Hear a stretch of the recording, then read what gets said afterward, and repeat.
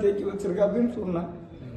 சரி பேசுகிறேன் அப்படின்னாரு. அப்புறம் ஒரு காக்கா வந்து ரொம்ப எங்கள் அம்மா என்கிட்ட வந்து பேசுகிற மாதிரியே நான் பேசினா காக்கா கிட்ட.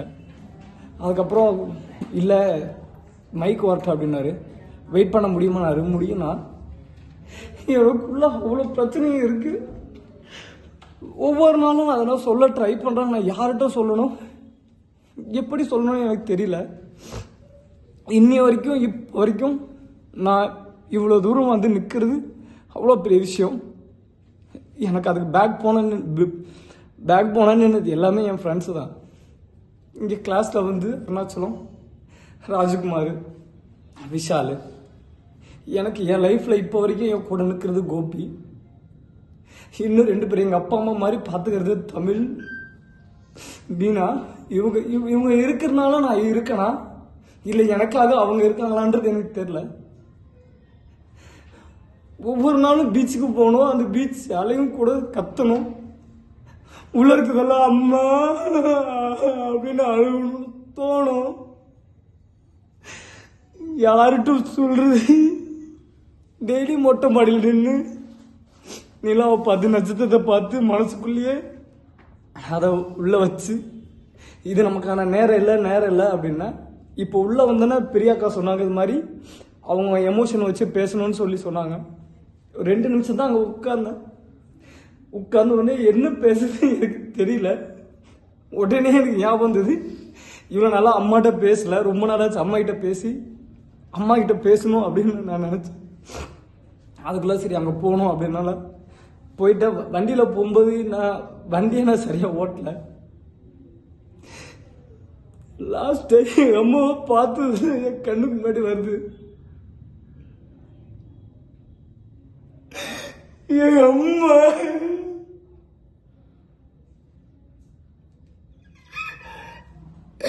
அம்மா அம்மா அம்மா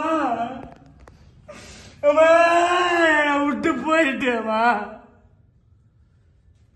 அம்மா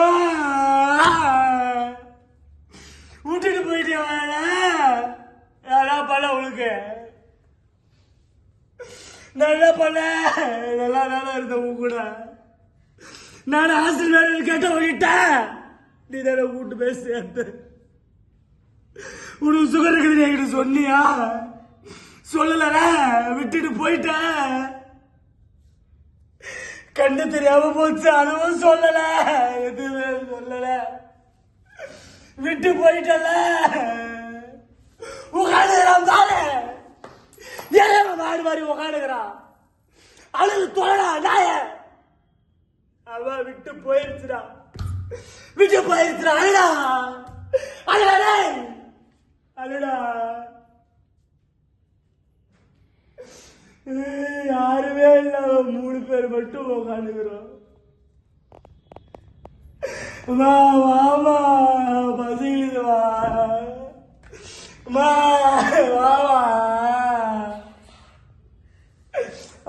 வாமா வாமா எழுந்திருச்சு வாமா வாமா வாமா.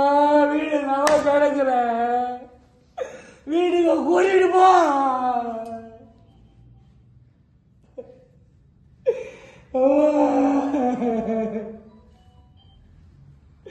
அம்மா